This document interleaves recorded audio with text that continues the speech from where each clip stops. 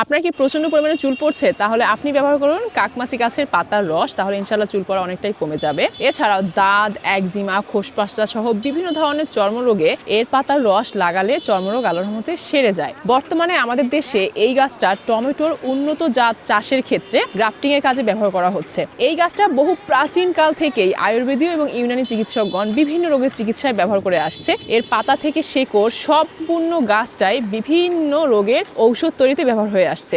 কোষ্ঠকাঠিন্য, খোসপাসরা, হাঁপানি, একজিমা, ঠান্ডা জ্বর জনিত বিভিন্ন রোগের ঔষধ তৈরিতে এই গাছটা বহু প্রাচীনকাল থেকে সুপরিচিত।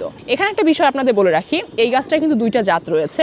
এর একটার ফল পেকে গেলে কালো রঙের হয়, এটা অবশ্যই খাবেন না, এবং একটার ফল কিন্তু পেকে গেলে হালকা একটু কমলা রঙের হয় এবং হালকা মিষ্টি স্বাদযুক্ত, ওইটা খাওয়াও যায়, শাক হিসেবে তার পাতাটাও খাওয়া যায়। তো অবশ্যই এই বিষয়টা খেয়াল রাখবেন।